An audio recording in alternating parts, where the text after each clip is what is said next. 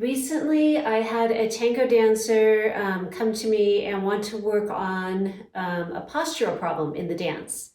And this leader showed me a picture of themselves, and the picture had them at a milonga like this. The head was way forward, the shoulders were forward, increased kyphosis. And this person in talking to me had a slight forward head, just a little bit, but it was nowhere near what was in that photograph that bothered them so much. And they wanted to know what to do about it. So if you're a tango dancer and have this problem, which I see a lot at the milongas, both leaders and followers, it could be due to a couple reasons. One is tightness of the anterior chest muscles. So I'm going to show you a stretch that you can do for that. The other thing is tightness of the neck muscles, being in front of a computer, being on your cell phone, not using proper back support when you sit. All those things can feed into bad posture. If your spine posture is poor, that is also going to affect your cervical spine and shoot the head forward. I do have a video out about posture. I talk about sternal lift in that, so that is a good place to go to talk about postural recommendations. And then there's just habit in the dance. As followers, sometimes we're like trying to really get into it, and we might lead with our head while our foot's going around, and we have to be careful about sticking our head out as a gesture, okay? It's not a pretty line. When you've seen video of yourself or other people doing it, you kind of look at that saying, that's not what I want to look like, and it also causes some pain in through the neck area. The habit for leaders, a lot of the time, people are both leaders and followers looking for that head contact, and the head contact is a very, very tricky thing. For me, it has to be someone that is a perfect height for me and a perfect embrace, so it's just a soft little another point of contact. I think for too many people, if they search for that contact, they put way too much pressure. And so your head hurts because someone's pushing into your head too much, and this can be leader or follower.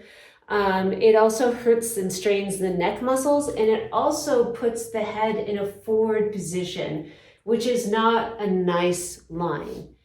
In tango, what is the most important point of contact that we have with our partner?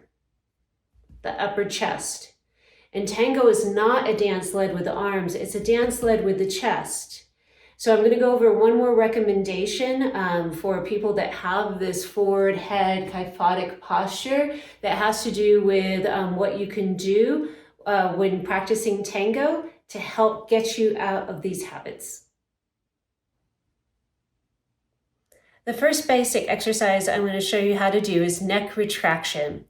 I already talked about posture. Please watch my postural control video, and that will give you all kinds of good stretches and show you a plumb line and how the spine it looks like in relation to that plumb line with good posture versus poor posture and how to fix it. With the forward head position in dancing, neck retraction is a great thing to do. What it is it's pulling the head back posteriorly. And as I push my head back, I tuck my chin a little bit so that I'm stretching my suboccipital muscles, which are right up below the skull line. Those suboccipital muscles tend to be very, very tight with a forward head position. I have not yet seen anyone that had perfect spine posture in their back with a forward head. It just feels awkward. Whenever the head goes forward, the shoulders come with it, and the upper back hunches over. So the postural video will help you with this, but I talked about tight anterior chest muscles. I'm going to show you an easy stretch for that as well. In order to do neck retraction, it's easiest to learn how to do this exercise properly if you lie on your back. I would recommend bending up the knees at first. Once you get the neck retraction down, you can try it with your knees extended only if your lower back maintains neutral. Most people, when they extend their legs, you can see, I can get my hand behind here now, they arch up their back when their legs are fully extended. So it doesn't really matter if your knees are bent or extended, but I would say keep them bent up so that you're not compensating with your lower back arching up. Second thing, even though we're working the neck muscles, the shoulders mattered, as I showed. If your palms are down, you see how that pushes my shoulders upward. I would do this with both palms up and slightly out to the side. That's going to allow your shoulder to rest downward. That will help open up those tight chest muscles. So from there, if I push my head straight into the floor, I'm not going to feel much of a stretch. So I'm going to tuck my chin slightly as I push the bottom part of my skull, my occiput, into the floor for 5 seconds. And I'm not pushing to a point of pain. I'm pushing to a point where I feel a little stretch. So tucking the chin, pushing my head straight down to the floor. And as I push my head down toward the floor, don't arch up your back. That's a compensation. Keep your spine still. Tucking the chin, pushing the head down to the floor without arching the back, holding for a count of 5, and then relaxing. And I know you can't see much of anything, and that's why I showed it while I was standing, so you could see the motion of my head. But by having the floor to push against, that gives my head some feedback as to its position, and I'm able to relax my shoulders and my upper back as I do the stretch. I would say start with a 3 to 5 count hold for 5 to 10 repetition and no more. Once this gets easier, you can do it in sitting. I'm here with a pillow at the moment because I have had some people for physical therapy who can't even rest their head flat on the floor. Their head is straining in this position or it's extended. And if I ask them to bring their chin down, their head lifts up. That means the muscles of the neck are excessively tight. So if this position, just lying flat with your head on the floor, hurts your neck a whole lot, or if you can't even get to that position and your neck is extended, you can use a pillow underneath your head. However, use the smallest, thinnest possible pillow possible, or you could even take a bath towel and kind of fold it over a couple times and use that only underneath your head, not underneath your shoulders. So if I'm having that problem, you don't want it underneath your shoulders, just your head. And if this pillow is pushing my head up, it's too thick. You need something that is going to make it more comfortable for you to do this activity. You want something that's going to get your head into a neutral position, so I'm not extended, okay? But you don't want something underneath your head pushing yourself into the position that you're trying to work to get out of. So I can still do my neck retraction exercise with a pillow, tucking my chin, palms up, pushing into the pillow, holding for about a count of 5, and then slowly let off. That's perfectly fine. The idea is after doing this for several weeks, maybe you can use a thinner pillow.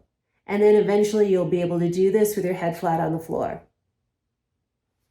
Next, we have an easy passive stretch to stretch out the anterior chest wall.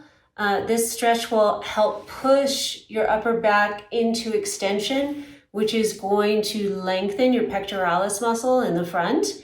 It's a passive stretch, so you don't have to do anything. You just get to lay there for a minute. You can use something like a bath towel. Okay, so this is a bath towel, and you can use one fluffier if it's comfortable for you. And you can fold it in thirds. You fold over once and again. So something like this to lay on. Or if you have a lumbar pillow, a cushion, you can use that. And what you're looking for is that when you put it behind you, it's going to be about mid-back and support your head. So if this lumbar support was shorter and it didn't support my head's going to be extending off the edge, and that's not what we want. We want from mid-back, right about there, to the head. So I'm centering it right in the middle of my spine, so it's not off to one side. It's right along my spine and narrow. so that my shoulders are going to drop over the sides of it, and that's going to give me the stretch. So I'm going to set this on the floor. I'm going to set it so that my mid back goes right over the top. My head is supported. And then remember, when your palms are down, that pushes your shoulders up off the floor. I want my palms up and slightly out to the sides, and I'm actually going to slide them out to the sides a little bit. And as you do that, try not to let your back arch up. See that big space right there? If you can tuck your pelvis under and keep your spine in a more neutral position with your knees bent up, you're going to feel the stretch more in your upper back. Now, some people can get into this position rather easily. If you can, maintain that spine neutrality and let your legs down, you can do the stretch this way. I find most people have to arch up their back, so it's better just to bend your knees to a point where your lower back is not arched up off the floor. So your head stays straight. And if you don't feel much of a stretch, you can use a little fluffier pillow underneath your upper back and head. And you hang out and breathe and relax for about a minute. And that is a nice pectoralis stretch that's really easy to do. My last recommendation for when you practice tango dancing is not to embrace your partner, no arms. And so as a follower, I would hold my arms low, and as a leader, I would just have my arms a little higher over the follower. And so as a leader, I can lead someone in steps, just chest on chest forward, chest on chest backward. I can lead ochos by slightly rotating my chest. So you can practice shallow ochos, ochos side to side, so you're really using your chest.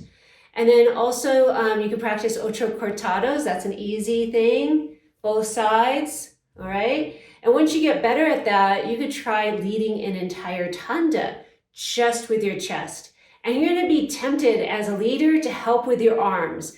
Most leaders, if you ask them, men or women, if they use their arms at all, they'll become offended and they'll say, absolutely not. And when you take the arms away, they find out how much indeed they do. So in order to get away from the embrace leading into the faulty forward head position, if you are concentrating on just chest, upper chest upon upper chest contact when you dance and when you practice, you take the head out of the equation. You don't have head contact at all. You're not pushing someone around using your head. You're really concentrating on using the chest, which is what you should be using when you lead and when you're following. And then once you add the embrace, you keep that same posture that you had without arms. So it's a humbling thing to start to practice without the arms because it exposes a lot of your weaknesses. But this particular person that I worked with, I said, I'm taking away all of your Jedi powers. This person was a good leader, but they were using some excessive motion of the arms and with their head for the embrace that they didn't need. So I hope this video helps you not only improve your technique, but improve your posture and make it more comfortable and pain-free for you to dance.